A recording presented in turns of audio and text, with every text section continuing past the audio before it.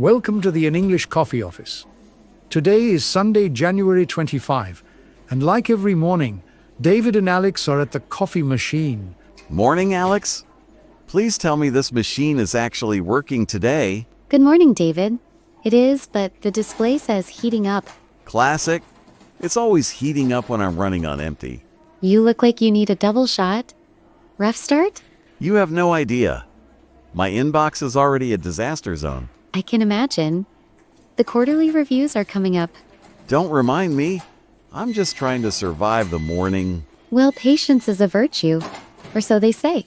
Patience doesn't close deals, Alex. Caffeine does. Fair point. While we wait, did you catch the tech news yesterday? You mean the thing about the holograms? Exactly. The New York Times piece on Project Silica. Yeah, I saw the headline. Headset-free projection? It's huge. Microsoft is rolling it out for conference rooms by Q3. Finally, I am so done with awkward VR goggles. It uses light field displays to project 3D images in midair. That sounds like something out of a sci-fi movie. It does, but it's real. They say it replaces standard video calls. Thank goodness. I'm tired of freezing on Zoom. The article mentioned 500 Fortune companies are already signing up. Of course they are. It's a status symbol. It's more than that. It's about reading body language. True. Sales is 90% reading the room. Exactly. You can't read a room if the room is a flat screen. So, I'll be pitching to a hologram of a CEO. Pretty much. And they will see you in 8K resolution. Great. So they can see me sweating when they ask about pricing. You'll just have to work on your poker face. Or turn down the resolution settings. I don't think that is an option for the presenter. Hummer? But seriously, is it expensive? The article said the hardware costs around $15,000 per unit. Ouch. That's a hefty line item for the budget. It is, but think about the travel savings. Good point. No more red-eye flights to London for a 1-hour meeting. Precisely, it's efficiency at its finest. I wonder if our boss will go for it. I'm already drafting a proposal to test it in the boardroom. You don't waste time, do you? Not when it comes to productivity tools. Well, if you get it approved, I want first dibs. We'll see. Speaking of prices, did you see the WSJ article? The Wall Street Journal? Which one? The one from Wednesday about the Lithium Triangle cartel? Oh, right. The South American Pact? Argentina, Bolivia, and Chile finally signed it. That is going to shake up the market. They control 60% of the world's lithium supply. And now they are setting fixed export prices? Yes, a unified price floor for the US and EU.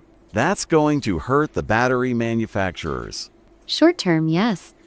But it stabilizes the supply chain. Stabilizes it at a higher cost, you mean? Perhaps. But it ends the volatility we saw in 2024. My clients in the automotive sector are going to freak out. They might, but the article said it guarantees supply for 10 years. That's the silver lining, I guess. Certainty has value. Exactly. No more bidding wars for raw materials. Still, 60% control is a massive monopoly. It's basically the OPEC of the energy transition. That's a scary thought. Energy cartels never play nice. It shifts the geopolitical balance significantly. I need to call my contact at Tesla. He's probably crying. Or he's already negotiating a bulk deal. Knowing him, he's probably panic buying right now. It's a fascinating economic shift. The global south flexing its muscles. It's about time, honestly. But my margins are going to suffer. You'll adapt, you always do. I'll just have to sell harder. Or sell more expensive cars. Speaking of expensive things, did you see the Boston Globe story? The one from this morning. No, the one from Friday. About the fast fashion ban. Oh, the Massachusetts bill? I thought that was a rumor. It passed. It's official legislation now. That is intense. Banning garments with a short life cycle? Anything designed to last less than 2 years is outlawed. How do they even measure that? Fabric density and seam strength tests.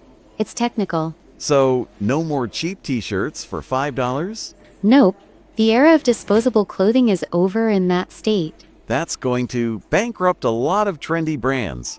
The article said 3 major retailers are already pulling out. I bet. Their entire business model just became illegal. But think about the waste reduction. Oh, I get the environmental angle. It's just a huge cultural shift. It is. People will have to buy fewer better things. I guess I'll have to take better care of my suits. You should be doing that anyway. Hey, I take care of them. I just wear them hard. The bill also mandates free repair services for 5 years. Wait, really?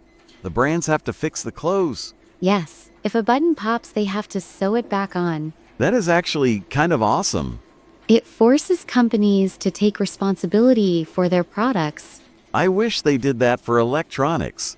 That's probably next on the legislative agenda. It's funny how everything is getting more regulated. It's a reaction to the chaos of the last decade. True. People want stability and quality. And they are willing to legislate to get it. Well, as long as they don't regulate my coffee intake.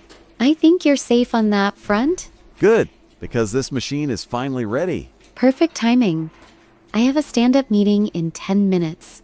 And I have 50 cold calls to make. Good luck with the holograms. Huh. I wish just good old-fashioned phone tag today. Maybe next quarter. Fingers crossed. Hey, enjoy the meeting. Try to enjoy the calls. I'll do my best. See you at lunch. If I survive the planning session. You'll crush it. You always do. Thanks, David. Grab your cup. Way ahead of you. Time to get to work. Don't forget to subscribe and practice your English every day. You'll see how it just keeps getting better and better. See you tomorrow. Hope you have a fantastic day.